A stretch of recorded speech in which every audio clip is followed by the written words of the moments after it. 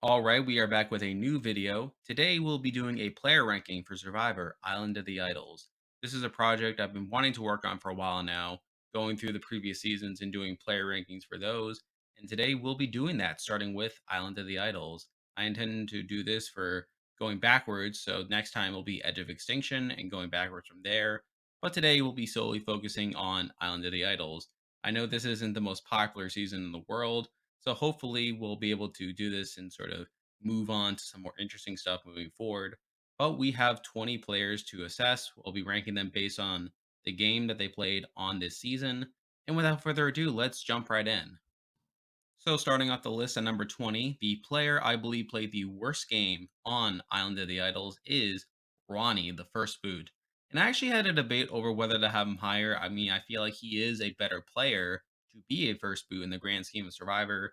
But I feel like based on the game that he played here, that I couldn't really justify him being higher than number 20. I mean, he was someone who was ultimately targeted for being this cold, calculating presence on the show. I mean, we see like the Tom, Elaine, and Vince continue to come together and really persuade the Women's Alliance to target him early on, recognizing that he is someone that was coming after them from early on. I mean, obviously, he does recognize that Elaine would have been a much bigger threat later on in the game. Granted, I feel like he tried to take her out too early, and I think he should have recognized that she is someone that probably would have been recognized as a big threat later on. And of course, he doesn't have the capital to enact his plan, even if he felt that it was the right time to take out Elaine. Although, obviously, by the actual vote, he decides to vote for Vince. But to his credit, he does build a very strong bond with Aaron, really becomes his closest ally there. He also built some good relationships with Aaron, Dean, and Karishma that really made me think he is not the worst player in the world. But at the end of the day, he is the first boot. I feel like he did a lot to make himself as big of a target as he was by going after some of these other players. He didn't really build the bonds that he needed to in order to survive that first round. So I feel like number 20 is probably the best place for him on this list. Now we're moving on to number 19, and I feel like this person's probably not as good of a player in the grand scheme of things than Ronnie is. And I feel like this person still didn't play that great of a game. But the reason I have him above here is because he does at least survive a tribal, and he does technically outplay Ronnie at that first round, and that is Vince. Now, like I said, I think Vince is probably someone who probably isn't that good of a player in the grand scheme of things, although he does have some awareness of the strategic game, but I feel like he just didn't have that much going for him in terms of building bonds. I mean, from early on, we see him build a core with Tom and Elaine, and he really wanted to work with the women. However, he does find himself on the outs and pretty early on. He becomes Ronnie and Aaron's target at that first tribal. And while he was somewhat courted by the men to form a counter alliance to the women, his trip to IoI at the second round is what really makes people suspicious that he has an idol. I mean, to be fair, he did have an idol, but that's really what gets him targeted, and I don't think he handles it particularly well. I mean, we see him targeting Tom for wanting to go after Elaine, and of course, after his IOI trip, he told Elizabeth, Missy, and Elaine that he lost his vote through it, hoping they would side with him. Although obviously by tribal council, they obviously don't and vote him out as a result.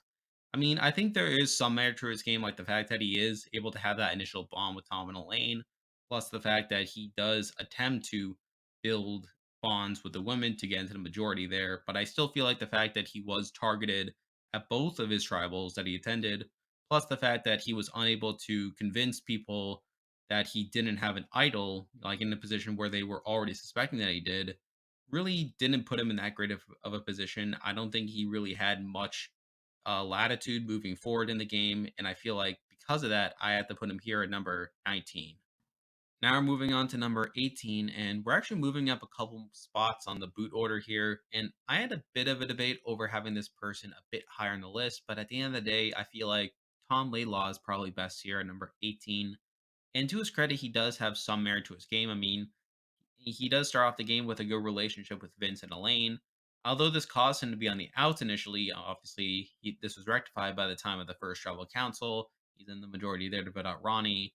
Afterwards, we see him wanting to target Karishma due to her not being that strong in challenges. But at the end of the day, he is still part of the majority. He's part of the vote split plan to get rid of Vince. I I mean, obviously, the fact that he lets go of Vince as early as he does isn't ideal. But to be fair, Vince was also targeting him, so obviously, in either way you look at it, it's not ideal.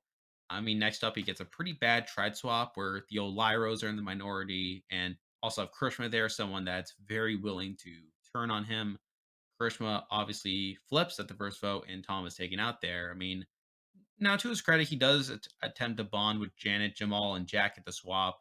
He does try to play into that Jamal Nora rivalry a bit, but at the end of the day, isn't able to get out the bottom. I mean, and I feel like even if he did, I mean, he wasn't really long for the game anyway. I feel like he didn't really have much moving forward in the game. So I feel like at the end of the day, while he does have some merit to his game, while he is in the majority at the first two votes that he attends. The fact that he's unable to get out the bottom despite trying to is what probably lands him here at number 18. Now we're moving on to number 17, and we're actually on to the first Vokai member on the list, and it is the first person voted out from that tribe. It is Molly. Now, again, Molly is someone who's initially in the majority, her closest allies being Jack and Jamal. She really builds that tight core of herself, but she was also close to Jason. She attempted to bond with Kelly and Janet to some extent, but obviously by the second round, we see that trio start to be targeted mainly by Nora, but also by Lauren. And through that, Molly becomes the main target there. We see that majority form really around this trio to target them, and Molly's obviously the collateral damage there.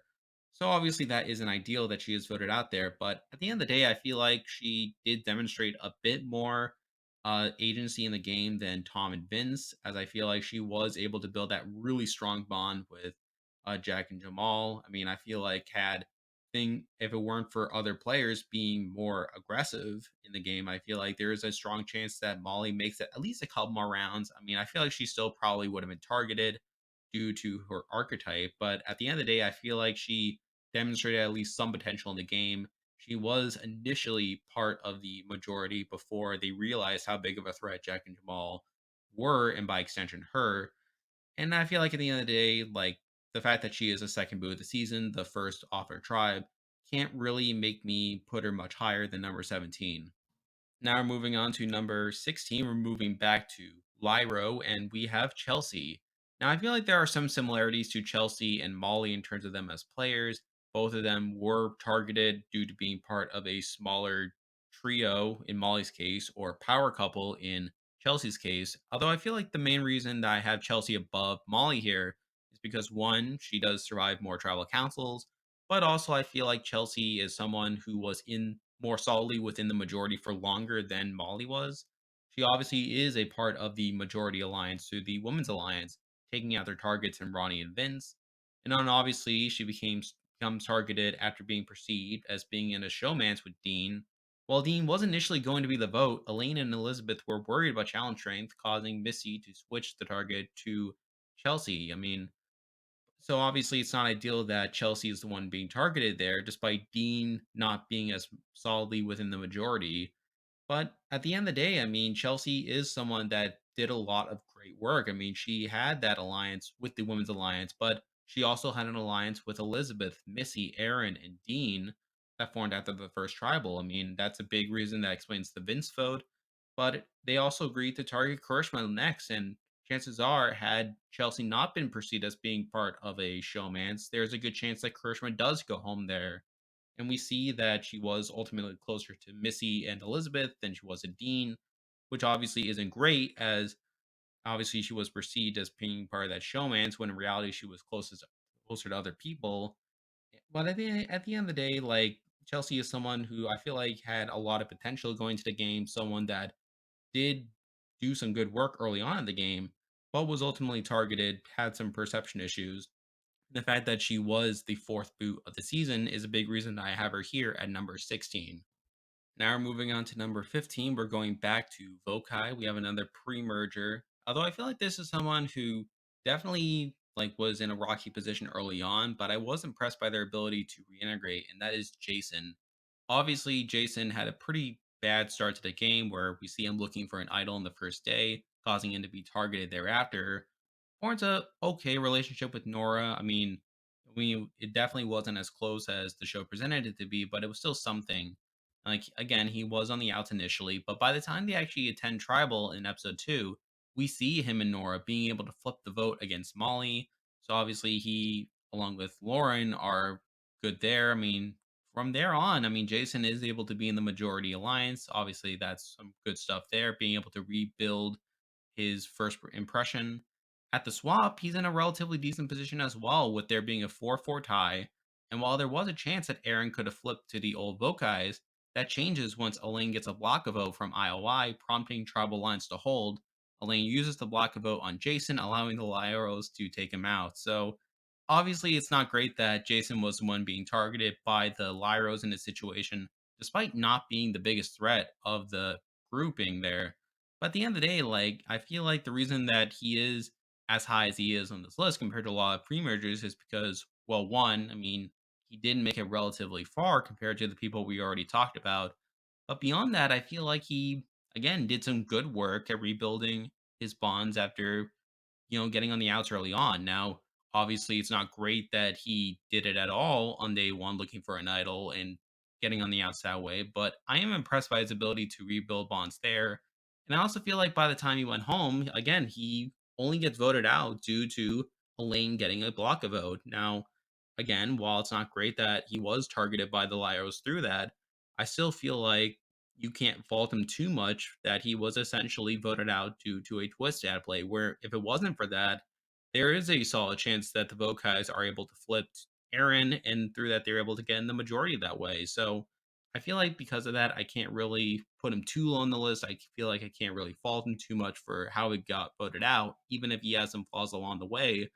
But at the end of the day, he's still a pre-merger, and I feel like I can't have him too high. So I have him here at number 15. Now we're moving on to number 14, and we're actually going to be talking about the first person that made the merge.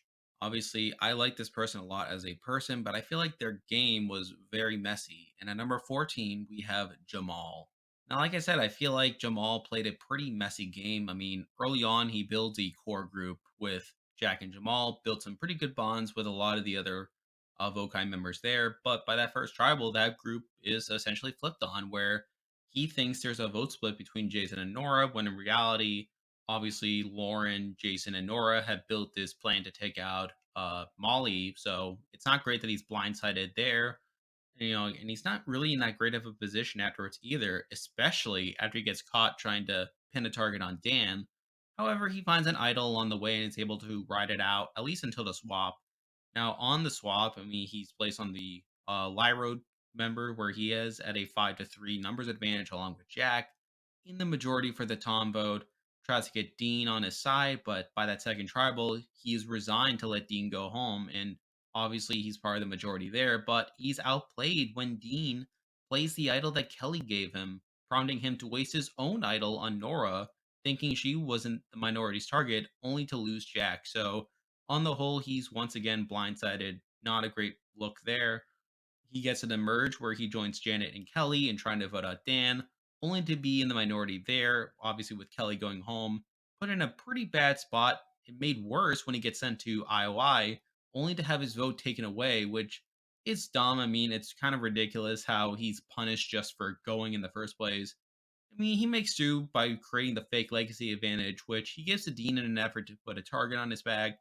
Now, unfortunately, it didn't really do much as he was voted out. However, it was somewhat impressive that he's able to convince Dean to think that it's real, even though it's not that great. So on the whole, I mean, his game isn't that great. I mean, one other thing I forgot to mention is that throughout a lot of the pre-merge, he really didn't have that great of a relationship with Nora, to where Nora constantly thought that he was going after her when that wasn't exactly true. Really got him in trouble at multiple points as well. So at the end of the day, I feel like Jamal didn't play that great of a game. I mean, although he does make it to the merge, I mean, he is blindsided at least twice, like neither of which are particularly great. Obviously, it's not great that Nora was targeting him at multiple points. But at the end of the day, he does build some pretty good social bonds. Like he has a really good relationship with Jack throughout a lot of the game. He also has some good relationships with a lot of his fellow Vokai members. And obviously, I mean, while he is put in the minority at the merge, I mean, it's at least good that he was on the right side of the Dan situation. by siding with Kelly in that case for the vote. So there is some good merit to his game, but at the end of the day, he was on the outs for a lot of it. He's here at number 14. Now we're moving on to number 13. We're actually going back to the pre-merge, and we have the highest ranked pre-merger left on the board, and that is Jack. Now, I could see some people arguing that Jamal should be higher than Jack as, well, Jamal made it further than Jack, and also the fact that Jack was very much aligned with Jamal to the point where a lot of the issues with Jamal's game could carry over into Jack's game. I mean, Jack was a part of that core group with Jamal and Molly that was blindsided at their first tribal. And obviously, that isn't great. I mean, Jack also wanted to target Dan after the Molly blindside, much like Jamal did. But I feel like what separates Jack and Jamal a bit is I feel like Jack did a better job at reintegrating in the majority after getting out of the numbers. I mean, we see him build a very strong relationship with Tommy, and although he's aligned with Nora and technically kind of associated with the Nora drama, I mean, Nora was going after Jamal first. I mean, so I feel like through that, Jack was slightly better positioned there. Obviously, we then get to the swap where he's placed in a 5-3 numbers advantage along with his close ally Jamal, builds a good relationships with the old Lyros, and survives that first vote against Tom. However, like I said, his core's rivalry with Nora grows. And obviously, that leads to the last round where he's a part of the majority plan to take out Dean. However, Kelly outplays him by giving her idol to Dean so he could play it on himself while getting Nora on her side to vote out Jack. And Jack was targeted, because of how big of a threat he was. I mean, people recognized that if Jack had gone to the merge, he would have had this great relationship with a lot of the old Vokais to where he is in a powerful position. And I feel like that is something that is makes me hold Jack's game in a bit higher regard than Jamal's. The fact that he was looked at this bigger target than Jamal moving forward. I mean, I feel like that is a big reason that Jack should be higher than Jamal, despite the fact that Jack was targeted pre-merge. And of course, at the end of the day, I mean, despite him being recognized as this big under the radar threat by Kelly, at the end of the day, I mean, two things needed to go wrong for him to go home here. I mean, one is the fact that Kelly was there to play her idol on Dean, obviously, when Jack was very much in the majority for that plan.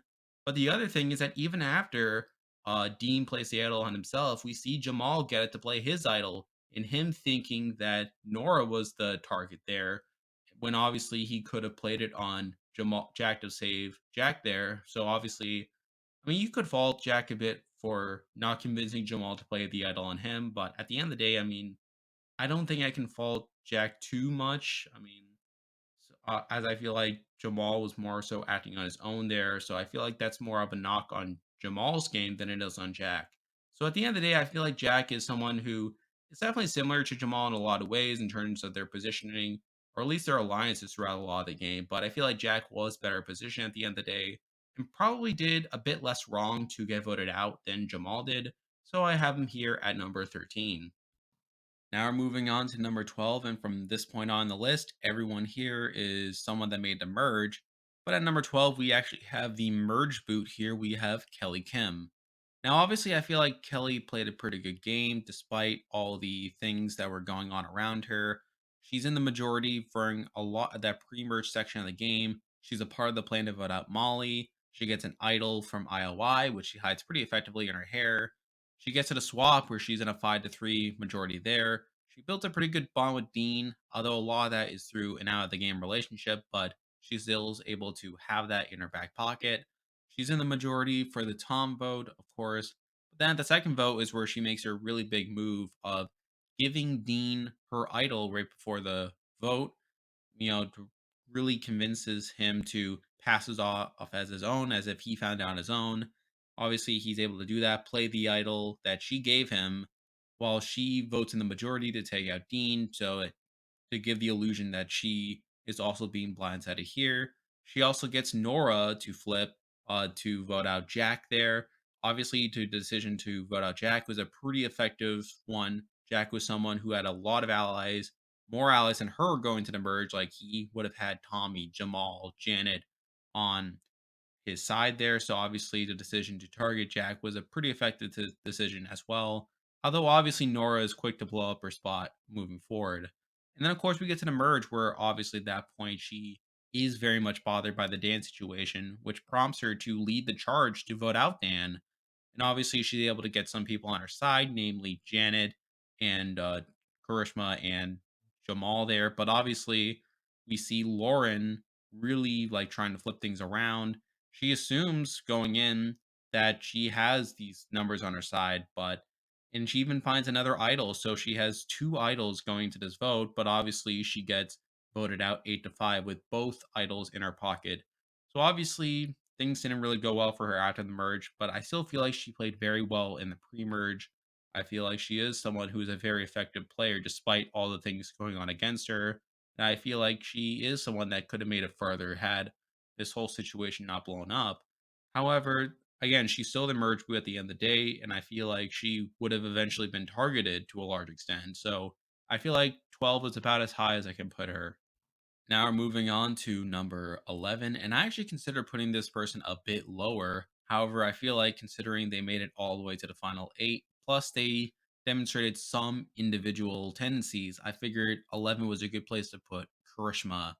Now, obviously, she started off the game in the majority women's alliance. However, she was never really a core member of that group, and we see her actually getting targeted multiple times throughout the game. She was targeted early on as a challenge weakness. She was part of the vote split in the Vince round to where if Vince had played his idol, she goes home there. That's obviously not ideal. She was also endangered during the Chelsea round, but was saved by Missy wanting her around as a number. She gets to the swap for where she's down the numbers there. However, she's clearly the person at the bottom and the most likely to flip. And we see that happen where she bonds with a lot of the old Vokais and votes with them at the first opportunity. She was later a part of the majority that tried to get out Dean, but obviously was blindsided by the idol play. We get to the merge where she joins Kelly in trying to take out Dan, but obviously she's left out of the numbers there. She's targeted again during the double tribal, only to get a pretty favorable swap, like that positions her as a swing vote. And obviously, like she's part of all these Lyros trying to take out Tommy here, but obviously she chooses to side with Tommy and Elaine to vote out Missy there. But then she's targeted again the next round, but has an idol. And after that, she attempted to flip the game against the Majority Alliance or the GOAT Alliance, but that plan falls through once Dean tells Tommy about it. And as a result, she is voted out. So I feel like when you really look at it, like Karishma was not put in a well position throughout a lot of the game. She was targeted multiple times throughout the game. Although I will say that there are two reasons why I have her a bit higher on the list. One is that she did at least make it to the final eight round despite being targeted multiple times. I think she at least had some bonds during a lot of the game, like particularly with those old Vokai members. And of course, there were a few of those pivotal rounds where she was a swing vote, namely at that double tribal. But even so, I feel like she wasn't going to win the game even if she got to the end. Plus, considering how much she was targeted and how much she was on the bottom during a lot of the game, I can't really justify her putting her much higher than number 11. So I have her here on this list. Now we're moving on to number 10, and I feel like these next two are relatively close. These are two people that were closely aligned for a lot of the game. However, I decided to have this person a bit lower as I feel like they were not in the majority for as long as the person we'll be talking about next. But at number 10, we have Aaron. Now, like I said, there were clearly points in the game where Aaron was on the outs. I mean, right off the bat, we see him getting pretty close to Ronnie and is the first to target the Tom, Vince, Elaine group with either Elaine or Vince as his initial target. But obviously, it's not that group that's running the Lyro tribe at that point. It's the Women's Alliance. And obviously, through that, they blindside Ronnie at that first tribal. Aaron's kind of let down that vote there. But obviously, after that, he's really able to regroup by building this really good bond with Missy and Elizabeth. And obviously, those become pretty crucial relationships for Aaron moving forward. Obviously, at the next tribal, he's part of the vote split between Vince and Karishma. At the swap, he's placed in a 4-4 tie. However, he was shown as a potential swing vote as we see him bond with Tommy to where he was open to flipping and voting with the old Vokais. But then all that changes, of course, when Elaine gets the Plaka vote, where he's incentivized to stick with the old Lyros and they take out Jason there. But it's still the fact that he was courted as being this potential swing vote is somewhat impressive on Aaron's end. And obviously, he's able to ride that out until the merge. At the merge, we see him really being a part of the majority there. He wins two immunities in a row and votes in the majority at each tribal. Even so, he is set up as this big physical threat, and obviously, he's also a threat due to his alignment with Missy and Elizabeth. they sort of become targeted later on by the Vokai Alliance there. And obviously, we get to do the double tribal where it gets a very bad swap to where he's separated from both Missy and Elizabeth, and he's voted out unanimously at that next tribal. So I feel like on the whole, Aaron played an all right game. I feel like he was someone that, like Jason and some of the other people we talked about earlier, was able to reintegrate after initially being down in the numbers. But obviously, by the end of it, he was sort of looked at as this big threat. I mean, I still think he played a somewhat impressive game, but considering he is didn't make it towards the end game, I feel like number 10 is about as high as I can put him. Now we're moving on to number 9, and like Aaron, this person was closely aligned to them, along with Missy for a lot of the game.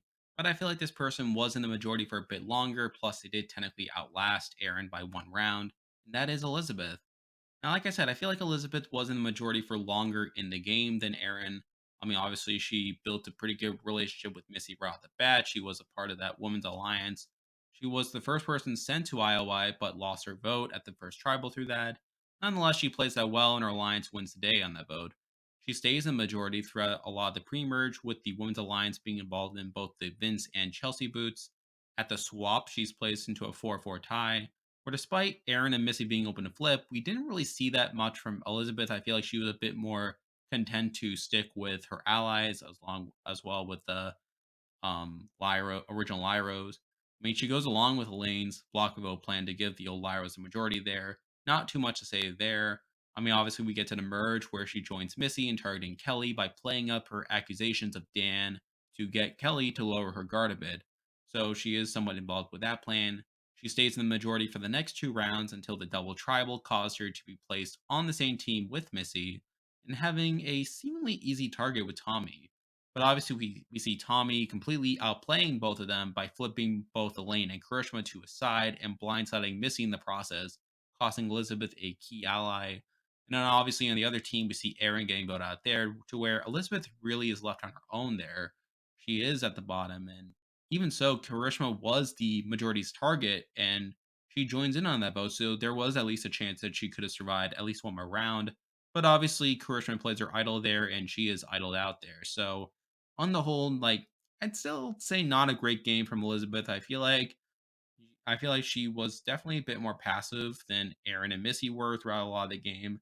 But the reason I have her above Aaron is because I feel like she was better positioned for a lot of that game than Aaron was, to where obviously Aaron was on the outs for the first vote, and obviously at the double tribal where he was the direct target there, whereas Elizabeth was in the majority for longer in that pre-merge, but also was not the direct target of that double tribal, even if she lost her closest ally through that. So I feel like there is some merit to her game, at least based on her positioning, but I could definitely see the argument for Aaron being higher in the list. In either case, I feel like they're both relatively close, but I have Elizabeth here at number 9. Now we're moving on to number 8, and believe it or not, we're actually going to be talking about the first person that made it to Final Tribal. Now, I know this person is widely regarded as playing a pretty terrible game. I mean, that is part of the reason why I have her this low on the list. Although, obviously, the fact that they were able to make it to Final Tribal is why I can't really have them too much lower, and that is Nora. Now, obviously, Nora has a pretty big reputation for the game that she played in the season. I mean, right off the bat, she's on the outs of her initial tribe. She builds a bond with Jason after he goes idol hunting, quickly makes herself an annoyance to her tribe. I mean, especially builds a rivalry with Jamal, which isn't particularly great. But by the time they go to the first tribal, she's able to be in the majority for that Molly blindside as a way of weakening the Jamal contingent. After that, she gets sent to IOI, where she has to be named caller at the challenge in order to get an advantage, but she just completely overplays that, does so bad at it that she actually gets benched from that challenge and loses her vote there. I always find that moment funny, but obviously it's terrible gameplay wise. At the swap, she's in a 5-3 majority on the new Lyro. Again, and that's really where her rivalry with Jamal really picks up steam. And through that, like she's able to be convinced by Kelly to vote out Jack in that situation. But then obviously after that, she outs Kelly for the plan that she made. Obviously not great there. We get to the merge where she's on the outs after trying to vote out Dan. At the double tribal, she wins immunity and is part of the Aaron vote. So again, she's able to be in the majority for a lot of this post merge here. And really, after that double tribal, she's in a relatively good position.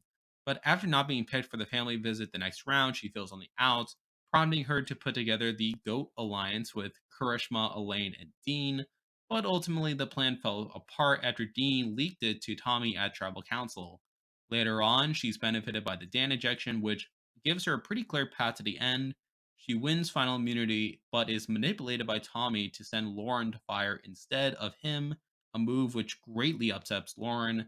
And while she gets to the end, like she has really no real shot at winning the game, she gets 0 votes.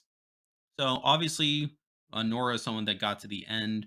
And I mean, that's a big reason that she is a number eight. She did make it all the way to the end, but I feel like, for one, she wasn't really a part of the core majority for a lot of the game. She made a lot of really bad social plays along the way, got into confrontations with various people, and obviously she got manipulated and outplayed at various points to where she really didn't have much of a shot to win the game. So that's a big reason that I have her this low at number eight.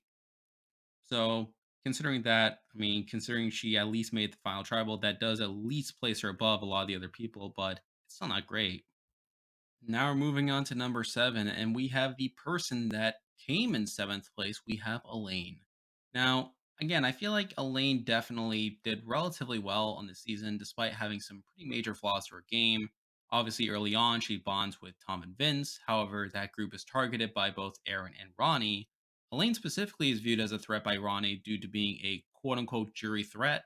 Even so, she's in the Women's Alliance that takes out Ronnie and really helps her stick in the majority for a lot of that early game. Although I would argue that she wasn't really a part of that core alliance.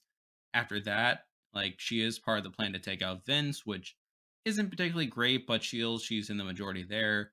She gets to the swap where she's in a pretty precarious spot where, yes, it's a 4-4 tie. I mean, we see Aaron and Missy being willing to work with the old Vokais with Elaine as their first target.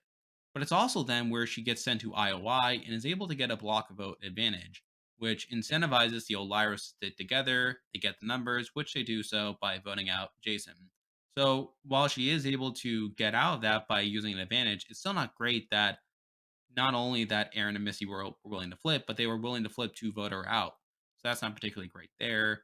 But she's able to stick around until the merge, where she's in the majority for the next few rounds, sticking with her swap Vokai tribe. We get to the double tribal, where she's placed on a team with mostly original Lyros, except for Tommy.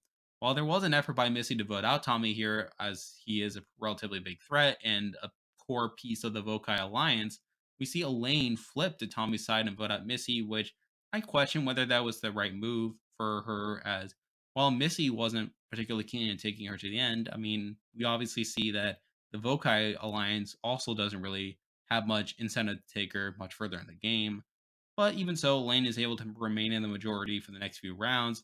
She loses a lot of her allies during this stage, placing her solidly at the bottom of the majority. I feel like she doesn't play particularly well there. She devised the plan to form the Goat Alliance to target Tommy for, and she even finds an idol in the process. But Dean has to spoil the plan, and for her to waste her idol here is pretty bad. I mean, and at that point, going into the final seven, she is the biggest target left on the board. She is next to go, largely being perceived as too likable, and we see that exactly happen where she doesn't win the immunity challenge and it's voted out there.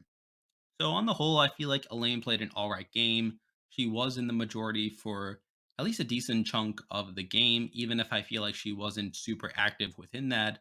But obviously, I mean, I feel like her decision to flip at that double tribal to save Tommy over Missy was a pretty big misstep on her end.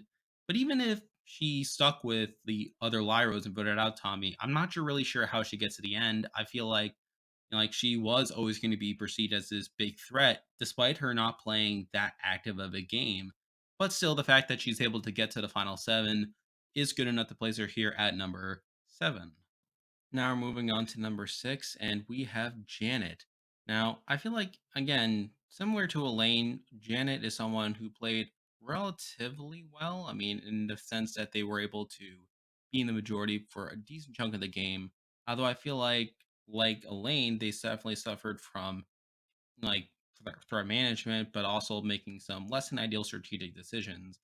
So right at the bat, she integrates in the majority, is able to overcome the stigma of older women not doing well. She built a lot of really tight allies early on.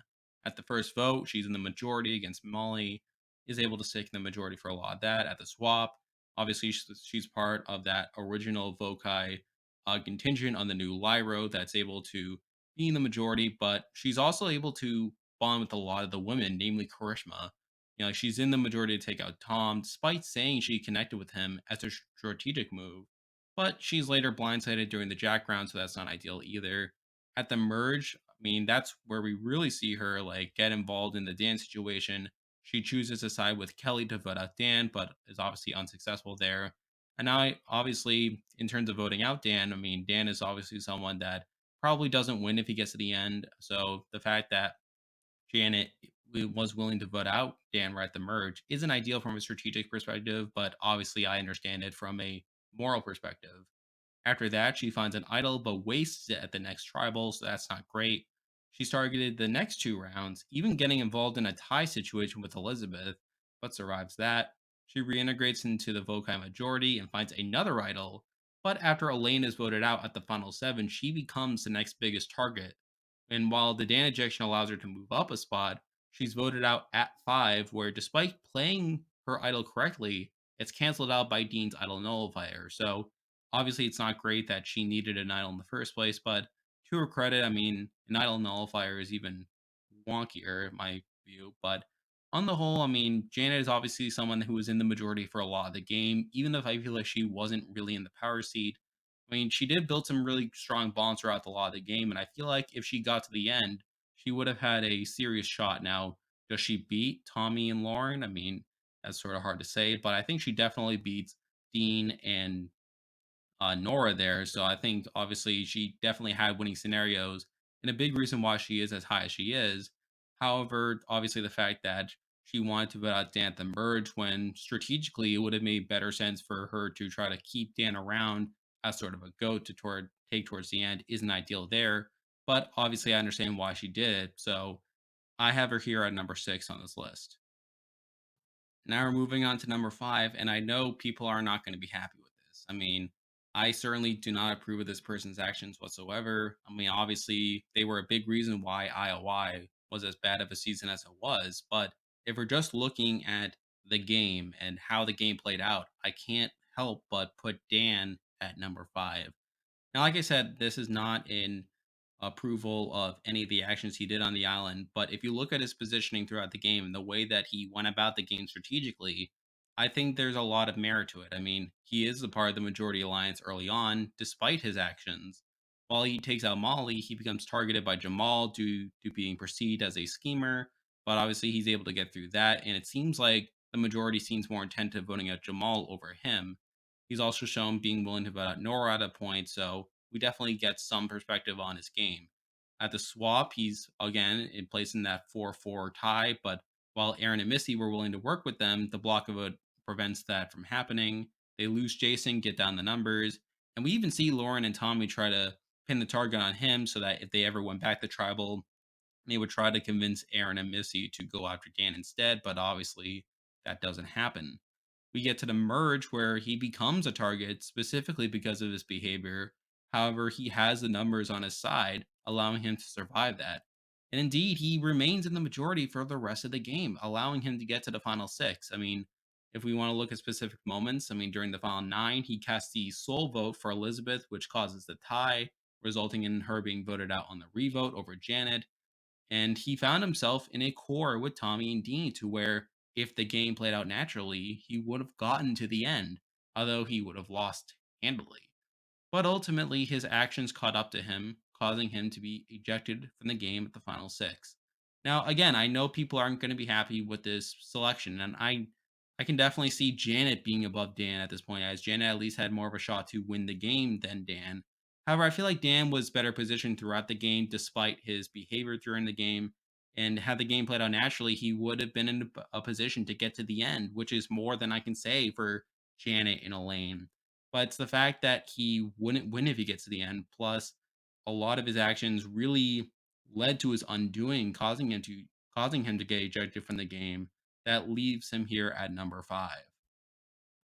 Now we're moving on to number 4, and I know this is another controversial figure on the season, and definitely one who was voted out considerably earlier than a lot of the people we were just talking about. But I feel like this person had a lot of control during the pre-merge and even during some of that early merge section of the game. But we have a number four, Missy. Now, like I said, people don't like Missy because of her involvement with the dance situation. But again, if we're looking at her game, I feel like she had a lot of control. I mean, she dominated her initial tribe. She was a key figure in forming the Women's Alliance, which obviously was a majority on the Lyro tribe. She had very close bonds to Aaron Elizabeth, voted out Ronnie and Vince without much issue. At the next vote, she targeted Dean as a way of keeping charisma around, however, was able to flip the vote onto Chelsea when her allies got cold feet. At the swap, she's placed into a 4-4 tie. However, she was very quick to turn on Elaine there. But obviously, that changed once Elaine got the block vote, which gave the old Lyros a chance to get back the numbers, which obviously they do. Lauren was mad at her for this, but Missy does a great job at checking in on her, really getting Lauren back on her good graces, although she considered targeting Tommy next. At the merge, Lauren tells her that Kelly was planning to blindside her, prompting her to join in on the plan to vote out Kelly there. Obviously, she gets there where she joins the swap guys in voting out Kelly. And that group really sticks together for the next few rounds. I mean, until the double tribal, I mean, she's still in a relatively decent position. Now, obviously, while she wasn't the majority with the original Lyros at that double tribal, we see Tommy really outplaying her here, where she's able to get Elaine encouragement on her side to get Elaine voted out there. I mean, Missy voted out there. So obviously, Missy is voted out at the final 10 as opposed to making further in the game. But I feel like despite getting voted out relatively early compared to a lot of the people we've already talked about, I feel like Missy still played a very impressive game. She had a lot of control on the pre merge. Obviously, she was a central figure in that women's alliance there. She was willing to make a lot of self interested moves throughout the game. I mean, you can definitely question some of them. I mean, obviously, with her wanting to vote Elaine, there are definitely questions about whether Tommy and Lauren would have remained loyal to her during that post swap section of the game. But at the end of the day, I'm still really impressed by the game Missy played, even if obviously for understandable reasons, people don't really like her for how she handled the dance situation. But I feel like she, again, strategically maneuvered the game relatively well, and I have her here at number four. Now we're moving on to number three, and at this point, we're at the final four. Mine is Nora on the list. It's just a matter of the order. But at number three, we actually have the second place finisher of the season. We have Dean Kowalski. Now, Dean's sort of weird to assess because on one hand, like he was on the outs for a decent number chunk of the game. I mean, he was targeted at multiple points in the game. But on the other hand, I feel like there are definitely points of his game that are rather impressive.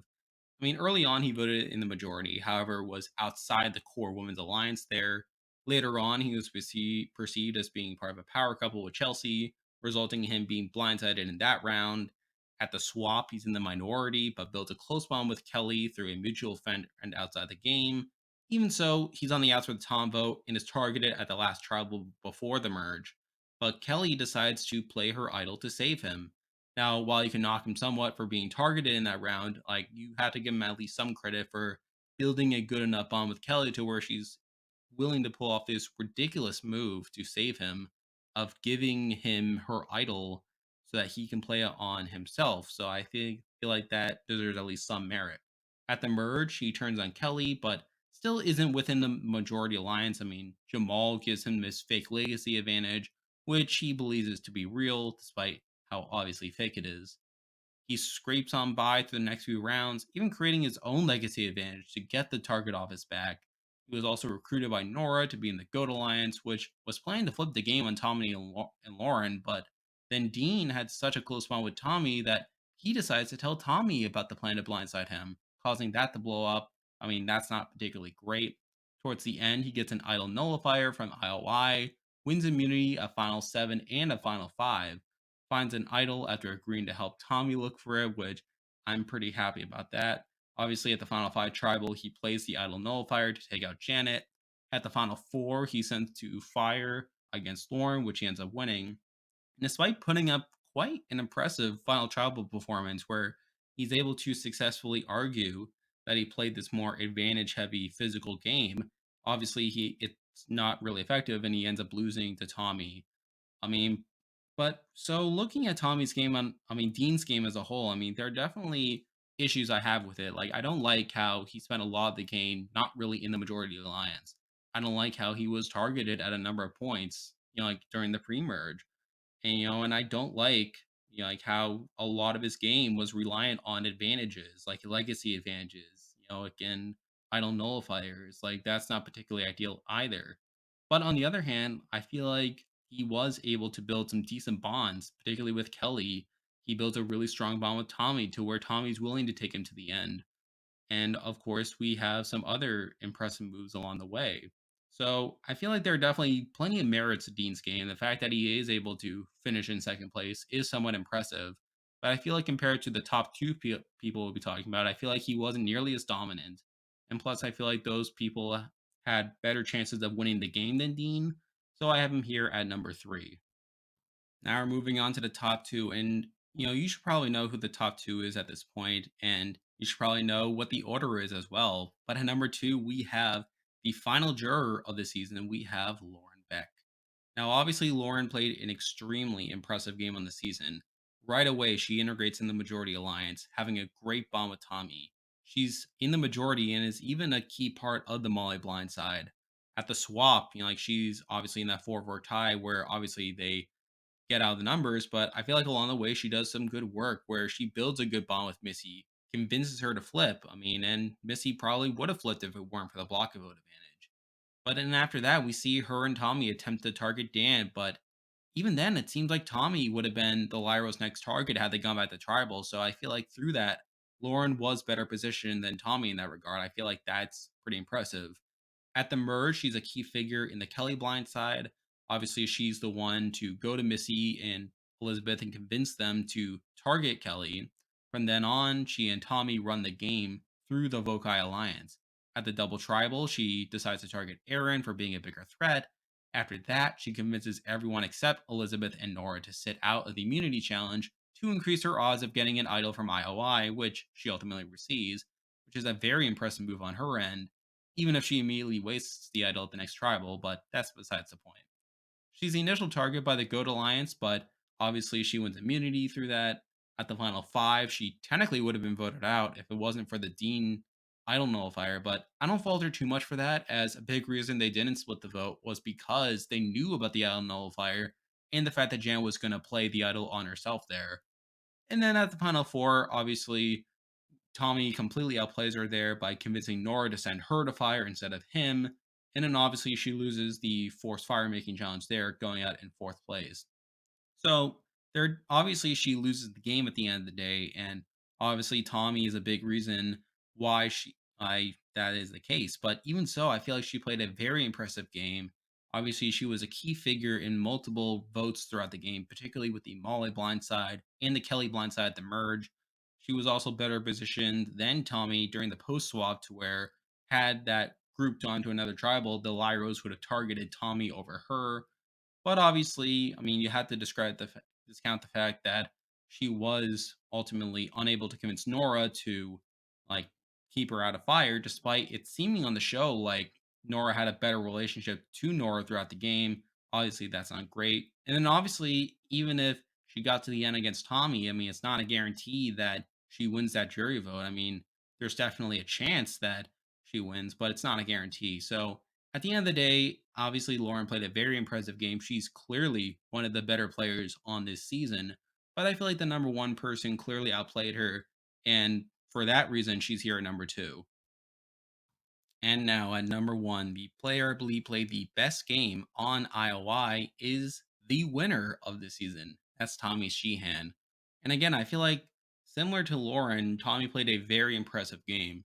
Now, while there were points where Lauren was better positioned than Tommy, I mean, I feel like by the end of it, Tommy was able to outplay her and ultimately get to the end and win in pretty dominant fashion.